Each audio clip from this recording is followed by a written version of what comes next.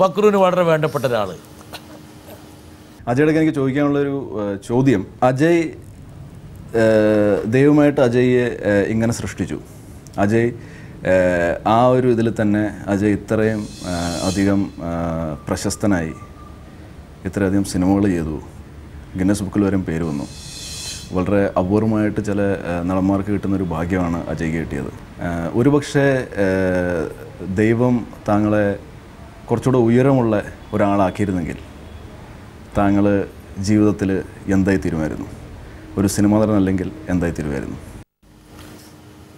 ഈ ചോദ്യം ഒരുപാട് എൻ്റെ അടുത്ത് ചോദിച്ചിട്ടുള്ളതാണ് പലരും. അതെ, ഞാൻ തന്നെ എന്നോട് ചോദിച്ചിട്ടുണ്ട്. ഒരു ഉത്തരം കിട്ടാൻ അല്പം ബുദ്ധിമുട്ടാണ്. നമുക്ക് ഒന്നും പറയാൻ പറ്റില്ലല്ലോ സാർ. വേണമെങ്കിൽ അനുമാനിക്കാം. പക്ഷെ ഒരു ധൈര്യമുണ്ട്, നമുക്ക് അത്യാവശ്യം ശരീരം കൊണ്ട് ചെയ്യാവുന്ന ജോലി ചെയ്യാൻ പറ്റുന്ന ഒരാളായിരിക്കും. പക്ഷേ ഇത് ഇത്തിരി റിസ്ക് ആയിപ്പോയി. കാരണം എന്നെപ്പോലത്തെ ഒരുപാട് ആൾക്കാരുണ്ട്. അവരൊക്കെ ജീവിതത്തിൻ്റെ രണ്ടറ്റം കൂട്ടിമുട്ടിക്കാൻ വേണ്ടി ബുദ്ധിമുട്ടുന്നത് ഞാൻ കണ്ടിട്ടുണ്ട്. പക്രു എന്നിടയ്ക്ക് ചില വിഷമങ്ങളൊക്കെ ഉണ്ടായിരുന്നില്ലേ?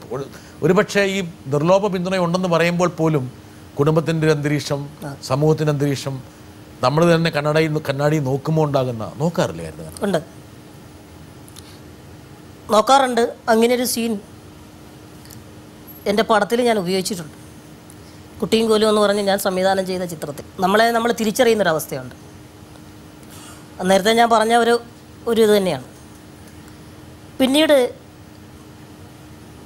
ഒരുപാട് വ്യക്തികൾ, അല്ലെങ്കിൽ ഞാൻ മനസ്സിലാക്കിയിട്ടുള്ള പലരും ഇത് വെച്ചിട്ട് കോംപ്ലക്സായി വീടിന് പുറത്തേക്ക് ഇറങ്ങാൻ പറ്റാതെ മാനസികമായിട്ടുള്ള പിരിമുറുക്കം, ഇതേക്കുറിച്ച് ആലോചിച്ച് അയ്യോ ഞാനിങ്ങനെ ആയാലോ, ടെൻഷൻ, മറ്റാളുകളുടെ മുന്നിലോട്ട് പോകാനൊരു വൈമുഖ്യം, വീട്ടിലാരും സ്വീകരിക്കുന്നില്ല, എന്താണ് പറയാനുള്ളത് കേൾക്കുന്നില്ല, അത്തരത്തിലുള്ള ഒരുപാട് അവസ്ഥകളുണ്ടാവും. അപ്പം നമ്മളിലേക്ക് അങ്ങ് ചുരുങ്ങും. ഞാൻ വിചാരിച്ചത് അങ്ങനെ നമ്മൾ ഒളിച്ചിരുന്നിട്ട് കാര്യമില്ല. നമ്മളെങ്ങനെയായോ അങ്ങനെയായി. നമ്മൾ ഈ സമൂഹത്തിൽ തന്നെ ജീവിക്കണം. നമുക്ക് എന്താണ് നമ്മുടെ കയ്യിലുള്ളത് അത് നമ്മൾ മാക്സിമം നമ്മുടെ പരിശ്രമം എന്ന് പറയുന്നൊരു കാര്യമുണ്ട്. പക്രു, സാധാരണ ഇതിൽ ഇങ്ങനെയുള്ള കുട്ടികൾ ഉണ്ടായിക്കഴിഞ്ഞാൽ അച്ഛനും അമ്മയും പല കുടുംബങ്ങളും കാണുന്നത് അവരെ പൊതിഞ്ഞു വെക്കും. എൻ്റെ അമ്മ എന്നെ പൊതിഞ്ഞു വെച്ചില്ല എന്നുള്ളതാണ് സത്യം. പരമാവധി പ്രോത്സാഹിപ്പിച്ചു. ഈ കഥാപ്രസംഗത്തിൽ ഈ സമ്മാനമൊക്കെ കിട്ടിക്കഴിഞ്ഞപ്പോൾ പിന്നെ കൂടുതൽ മത്സരവേദികളിലേക്ക് എന്നെ കൊണ്ടുപോയി. അമ്മയുടെ കൈ പിടിച്ചാൽ ഞാൻ പോകുന്നു, അമ്മ എടുത്തുകൊണ്ടൊക്കെ പോകും. ഞാൻ ഓർക്കുന്നുണ്ട്, എന്നെ പ്രോത്സാഹിപ്പിച്ച ഒരുപാട് മാധ്യമ സുഹൃത്തുക്കൾ, പ്രസ്ഥാനങ്ങൾ, പത്രപ്രസ്ഥാനങ്ങൾ. അവിടെയൊക്കെ ചെന്ന് എനിക്ക് സമ്മാനം കിട്ടുമ്പോൾ അവർ വലിയ വാർത്തയായിട്ട് കൊടുക്കും. ആ വലിയ വാർത്തയാണ് എൻ്റെ പിന്തുണ. കാരണം അങ്ങനെ സ്കൂൾ യുവജനോത്സവ വേദി, കലാപ്രതിഭ എന്നൊക്കെ പറഞ്ഞിട്ടുള്ള ആ ഒരു ബാനറിലാണ് പിന്നീട് എനിക്ക് സ്റ്റേജ് ഷോസ്. പക്രുവിനെ പുകഴ്ത്തിക്കൊണ്ടുള്ള വാർത്താശകലങ്ങളും അതിങ്ങനെ അക്ഷരങ്ങളിങ്ങനെ കണ്ണിലേക്ക് തള്ളി വരുമ്പോൾ ഒരുപക്ഷെ പക്രുവിൻ്റെ മനസ്സിലുള്ള ആ ഒരു നിശ്ചയദാർഢ്യം വർദ്ധിക്കുകയായിരിക്കും. അതെ, പക്രുവിനുള്ള ഒരു സവിശേഷത, പക്രുവിനെ അറിയാവുന്ന ആൾക്കാർ പറയുന്നത് അമ്മയുടെ നിർലോഭമായ പിന്തുണ, ചില അധ്യാപകരുടെ പിന്തുണ, പക്ഷേ സൗഹൃദ ബന്ധങ്ങളുണ്ടായിരുന്നു ഒത്തിരി. അതിപ്പോഴും ഞാൻ വളരെ കാര്യമായിട്ട് തന്നെ കാത്തു സൂക്ഷിക്കുന്നവരാണ്. ഒരു സെക്കൻഡ് നോക്കാൻ വേണമെങ്കിൽ സൗഹൃദ ബന്ധത്തെക്കുറിച്ച് പറയുന്നത്. ഇത്രയും നാളത്തെ സിനിമാ ജീവിതത്തിൽ ചെറുതും വലുതുമായ സുഹൃത്തുക്കളെ കിട്ടിയിട്ടുണ്ട്. ഇത്രയും സുഹൃത്ത് ബന്ധങ്ങൾ എങ്ങനെ നിലനിർത്താനായിട്ട് കൊച്ചിന് സാധിക്കുന്നു? കാരണം ഇത് പറയാനുള്ളൊരു കാര്യം, ഏറ്റവും സീനിയറായിട്ടുള്ളൊരു സുഹൃത്ത് ഞാൻ തന്നെയാണെന്നാണ് എൻ്റെ ഒരു വിശ്വാസം. അതുകൊണ്ടാണ് മോനോട് ചോദിക്കുന്നത്, എങ്ങനെ കൊച്ചിനത് സാധിക്കും? പക്രു കൊച്ചെ എങ്ങനെയാണ്? അന്ന് സിമ്പൽ അടിച്ചെന്ന് പറഞ്ഞ ആളില്ലേ, ആ ആളാണ് ഇയാൾ. ഓ, ഇയാളാണ് ആ പഹയൻ. ഈ പഹയനാണെന്ന് അടിച്ച് നമ്മുടെ പേടി കൊണ്ട് കളഞ്ഞത്. ആ 4ാം ക്ലാസ്സിൽ നിൽക്കുമ്പോൾ എന്നോടൊപ്പം അന്ന് ഇദ്ദേഹം കോങ്കോ ഡ്രാമ വായിക്കുന്നത്, അതിനൊപ്പം ഒരു സിമ്പലും ഉണ്ട്. ഈ സമയത്തൊക്കെ ഇയാളൊരു രസികനാണ്. പിന്നീട് ഞങ്ങൾ കഥാപ്രസംഗം ട്രൂപ്പാകുന്ന സമയത്ത് ഞങ്ങൾ ഒന്നിച്ച് ചേട്ടൻ്റെ കോമ്പിനേഷനിൽ ഞങ്ങൾ രണ്ടുപേരും കൂടെ നിന്നിട്ടാണ് ഒരു 2 man ഷോ കോമഡി. മൂപ്പരെ കൂട്ടി ഇദ്ദേഹവും ഞാനും കൂടെ കൂടിയിട്ടാണ്. ഇദ്ദേഹം ചോദിക്കും, ഞാൻ തമാശ പറയും, ഓഡിയൻസ് ചിരിക്കും. അപ്പോൾ അങ്ങനെ വന്നപ്പോഴത്തേക്കും ഇതിനൊരു ഭയങ്കര പഞ്ച് വന്നു. എന്തായിരുന്നു അന്നത്തെ നമ്പറുകൾ? അന്ന് ഞാൻ ചെയ്തുകൊണ്ടിരുന്നതെന്ന് പറഞ്ഞാൽ, എന്ത് ചോദ്യം മൂപ്പർ ചോദിക്കുക? പുള്ളി ചോദിക്കുന്നതെന്ന് പറഞ്ഞു കഴിഞ്ഞാൽ, പുള്ളി മാഷായിരിക്കും, ഞാൻ കുട്ടിയായിരിക്കും. ഒരു സാമ്പിൾ, ഒരു വെടിക്കെട്ട്. കരയിലും വെള്ളത്തിലും ഒരുപോലെ ജീവിക്കുന്ന ജീവി. അപ്പോൾ അവിടെ ഇരിക്കുന്ന ഏതെങ്കിലും കൊച്ചുകുട്ടിയുണ്ട്, അവൻ്റെ അച്ഛൻ, അവൻ്റെ അച്ഛനോ അവൻ്റെ അച്ഛന് മണലുവാരാ ജോലി എന്ന് പറയുന്നത് പോലെയുള്ള ചില തമാശകൾ. അന്ന് അത് മതിയായിരുന്നു. ഇന്ന് ഇതൊക്കെ പറഞ്ഞാൽ ചിലപ്പോൾ ഓടിക്കും.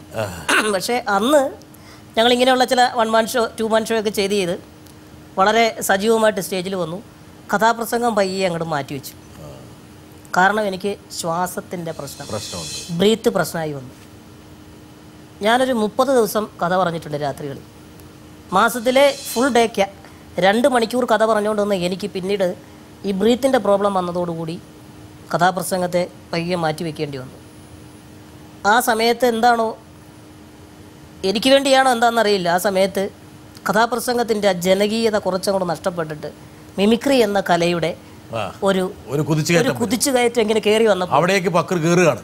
ഞാൻ അവിടേക്ക് വന്നു. അതിൻ്റെ കാരണം സത്യത്തിൽ കഥാപ്രസംഗത്തെ ഒരിക്കലും അവഹേളിക്കലല്ല. കാരണം കഥാപ്രസംഗം എന്ന് പറയുന്ന കല അത്ര എളുപ്പം ആർക്കും ചെയ്യാൻ പറ്റില്ല. കുറച്ച് റിസ്ക്കാണ്, വളരെ ബുദ്ധിമുട്ടുള്ള, ഒരുപാട് കാര്യങ്ങൾ നമ്മൾ ശ്രദ്ധിക്കേണ്ട, പ്രേക്ഷകനെ നമ്മുടെ അവരെ ഫുള്ള് നമ്മളിലേക്ക് ആവാഹിക്കേണ്ട ഒരു കലയാണ്. മിമിക്രിയിൽ നമുക്ക് റിലാക്സ് ചെയ്യാൻ ഒരുപാട് അവസരങ്ങളുണ്ട്. മിമിക്രി ചില നമ്പറുകൾ കയ്യിലുണ്ടെങ്കിൽ മതി. ഉണ്ട്. പക്ഷേ ഈ കഥാപ്രസംഗം നമ്മൾ ഇത്രയും റിസ്ക് എടുത്ത് ഇത്രയും ടെൻഷൻ അടിച്ച് തല പുകഞ്ഞു കിടന്ന് ആത്മാർത്ഥമായിട്ട് കഥ പറയുന്നതിനേക്കാൾ കൂടുതൽ ജനങ്ങൾ ഇത് കാണാൻ വേണ്ടി വരുന്നു എന്ന് പറയുന്നത് ഏത് വിഭാഗത്തിലെ ആൾക്കാർക്കും മിമിക്രി എൻജോയ് ചെയ്യാൻ പറ്റും. പക്രുവിൻ്റെ സർവസ്വവും ഒരു കാലഘട്ടത്തിൽ അമ്മയായിരുന്നു. കോളേജിൽ പോലും പക്രുവിനെ കൊണ്ടുവരുന്നത് അമ്മയായിരുന്നു. പക്രു ഇങ്ങനെ കണ്ണിൽ എണ്ണയൊഴിച്ച് കാത്തിരിക്കുന്ന പോലെയായിരുന്നു അമ്മ, പക്രു വരാൻ വേണ്ടി, പക്രുവിൻ്റെ പോയി. പക്ഷെ അമ്മ എത്ര തീവ്രമായൊരു സ്നേഹം പക്രുവിന് സമ്മാനിച്ചില്ലായിരുന്നെങ്കിൽ പക്രു ഈ പ്രതിസന്ധി ഘട്ടങ്ങളെ ഒന്നും അതിജീവിക്കില്ലായിരുന്നു. തീർച്ചയായിട്ടും അമ്മയുടെ ഒരു സപ്പോർട്ടും അച്ഛൻ്റെ ഒരു സപ്പോർട്ടും മറ്റുള്ള സുഹൃത്തുക്കളുടെയൊക്കെ സപ്പോർട്ട് വലുതാണെങ്കിലും ഇതിനിടയിൽ വേറൊരു കാര്യം നടക്കുന്നുണ്ട്. ഞാൻ എന്നെ ഇങ്ങനെ പ്രോത്സാഹിപ്പിച്ചുകൊണ്ടിരിക്കുക. എനിക്കിത് എന്തെങ്കിലും ആവണം എന്നുള്ളൊരു ഭയങ്കരമായിട്ടുള്ളൊരു സ്നേഹം ഇങ്ങനെ നിൽപ്പുണ്ട്, നമ്മളോടൊരു സ്നേഹം. ആ സ്നേഹത്തിൽ നമുക്ക് എന്തൊക്കെ വെറൈറ്റി ആയിട്ട് ചെയ്യാൻ പറ്റും, എങ്ങനെയൊക്കെ പോകാൻ പറ്റും, ആ രീതിയിലൊക്കെ. കാരണം എന്താണെന്ന് വെച്ച് കഴിഞ്ഞാൽ ഞാൻ ഇപ്പോൾ പറഞ്ഞല്ലോ കഥാപ്രസംഗം എന്ന് പറയുന്ന കല, അതിൽ വളരെ സജീവമായിട്ട് നിൽക്കുന്ന സമയത്ത് എനിക്ക് മനസ്സിലായി ഇത് പ്രേക്ഷകർക്ക് അതത്ര എൻ്റെ രസിക്കുന്നില്ല. അത് എൻ്റെ കഥാപ്രസംഗത്തിൻ്റെ കുഴപ്പം കൊണ്ടാവാം, അല്ലെങ്കിൽ പ്രേക്ഷകർ എന്നിൽ നിന്ന് കൂടുതൽ പ്രതീക്ഷിക്കുന്ന കോമഡി ആവാം, അതുകൊണ്ടാവാം. ചുവട് മാറ്റേണ്ട സമയമായി എന്ന് പറഞ്ഞിട്ട് ഞാൻ പയ്യെ അച്ഛനോടൊന്ന് പറഞ്ഞു, ഇങ്ങനെ നമുക്ക് വേറെ നമ്പറിലേക്ക് പോയാലോ. അച്ഛൻ സമ്മതിച്ചു, ചെയ്തോളാൻ പറഞ്ഞു. അങ്ങനെ 1 മണിക്കൂർ കഥാപ്രസംഗം, 1 മണിക്കൂർ തമാശ പരിപാടി. അപ്പോൾ അങ്ങനെ ആദ്യത്തെ 1 മണിക്കൂർ ഞാൻ കഥയെല്ലാം പറഞ്ഞ് കഥ തീർന്നു കഴിയുമ്പോൾ എൻ്റെ മനസ്സിൽ സന്തോഷമാണ്. ഇനി നമ്മുടെ ഒരു കളത്തിലേക്ക് വരുവാണ്, നമ്മളൊരു ഇഷ്ട വിഭവത്തിലേക്ക് വരുവാണ്. അപ്പോൾ ഞാൻ കയറി സ്റ്റേജിൽ വരുമ്പോഴേക്കും നേരത്തെ കഥാപ്രസംഗം കേട്ടുകൊണ്ടിരുന്ന ഓഡിയൻസ് അല്ല ഇപ്പോൾ ഇരിക്കുന്നു. അതിനേക്കാൾ കൂടുതൽ എവിടെ നിന്നാണ് ഇത്രയും ജനം വരുന്നതെന്ന് അറിയില്ല. അപ്പോഴെന്നെ ഒന്ന് ചിന്തിപ്പിച്ചു. കാരണം ചെറുപ്പത്തിലെ ചിന്തകനായിരുന്നു. അതായത് ചെറുപ്പം എന്ന് പറയുമ്പോൾ ആ സമയം എന്നൊക്കെ പറയുന്നത് കോളേജ് കാലഘട്ടമായി. അമ്മയ്ക്ക് പക്രുവിനെ പക്ഷേ ഈ പറഞ്ഞ പോലെ അപ്പോഴും കലയുടെ ലോകത്തേക്ക് പറഞ്ഞയക്കാൻ വേണ്ടി ആയിരുന്നില്ല. ഇല്ല, അമ്മയ്ക്ക് ഭയങ്കര ടെൻഷനായിരുന്നു. എന്നെ ഏതെങ്കിലും ഒരു സർക്കാർ ഓഫീസിൽ ഇരുത്തണം എന്നായിരുന്നു. പക്ഷെ അമ്മയ്ക്ക് ഇപ്പോഴും ഭയങ്കര അഭിമാനമുണ്ട്. നോക്ക് അജിബോനെ, ഇപ്പോഴത്തെ നമ്മളുടെ ജീവിതത്തിൽ അമ്മ വളരെ സന്തുഷ്ടയാണ്. നിൻ്റെ കഴിവും നിൻ്റെ സാഹസികതയും കൊണ്ട് നമ്മളിവിടം വരെ എത്തി. അതിൽ ഏറ്റവും കൂടുതൽ എനിക്ക് അഭിമാനം തോന്നുന്നൊരു മുഹൂർത്തമായിരുന്നു ഈ മാതൃദിനത്തിൽ എന്നെ ആദരിച്ചത്. അപ്പോളോ ഹോസ്പിറ്റലുകാർ കോഴിക്കോട് വെച്ച് എന്നെ മാതൃദിനത്തിൽ അനുമോദിച്ചു.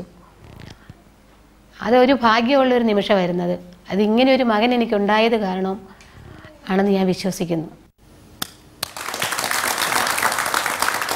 പക്രു, എനിക്ക് പക്രുവിൻ്റെ അമ്മയോടുള്ളൊരു ആദരവിൻ്റെ കാരണം, സാധാരണഗതിയിൽ ഏതൊരു സ്ത്രീയും ഇങ്ങനൊരു കുഞ്ഞ് ജനിച്ചു കഴിഞ്ഞാൽ ഒന്ന് പതറും. ആ പതറൽ ജീവിതത്തിലുടനീളം അവരെ പിടികൂടും. ഒരുപക്ഷെ അമ്മയുടെ നിശ്ചയദാർഢ്യമായിരിക്കാം പക്രുവിൻ്റെ നിശ്ചയദാർഢ്യത്തേക്കാൾ കൂടുതൽ. തീർച്ചയായിട്ടും പക്രുവിനെ അങ്ങനെ കൈവിടില്ല. കുഞ്ഞിക്കോഴിയെ തള്ളക്കോഴി കൊണ്ട് നടക്കുന്ന പോലെ കൊണ്ട് നടക്കും, അത് കഴിഞ്ഞ് പറപ്പിക്കും. അങ്ങനെ പക്രുവിനെ പറപ്പിച്ചു.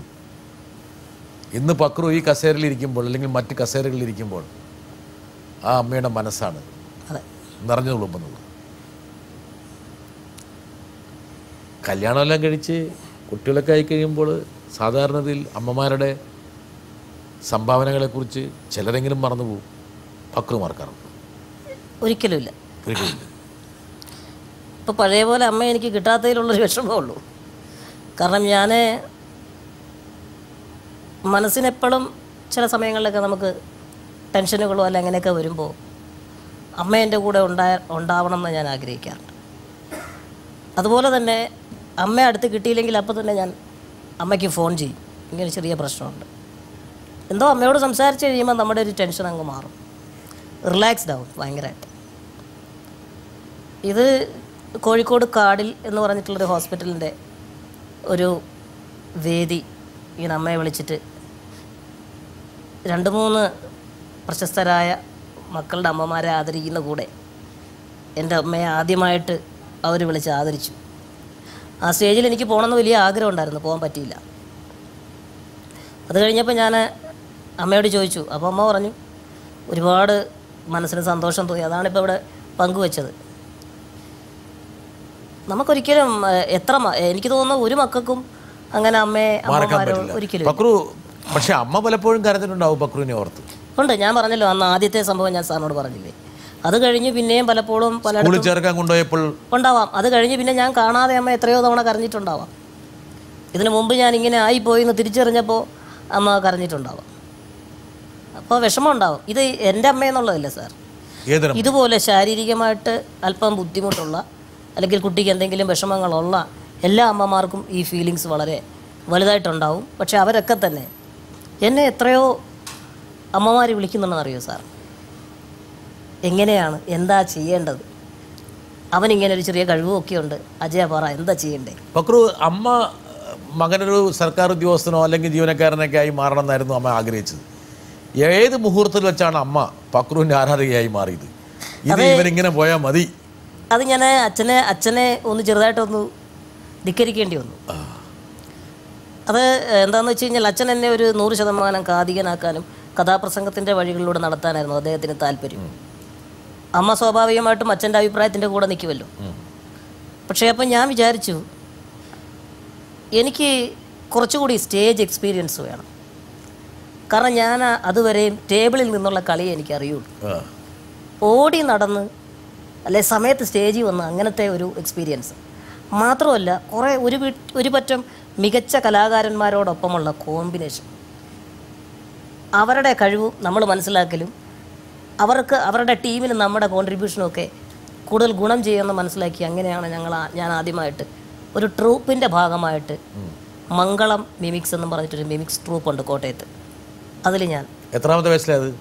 അതെനിക്ക് തോന്നുന്നത് ഒരു 90-കളുടെ 90-91 ആ സമയത്തൊക്കെയാണ്. അത് കഴിഞ്ഞപ്പോൾ പിന്നെ ഞാൻ കോട്ടയം നസീറിനെ പരിചയപ്പെടുന്നു.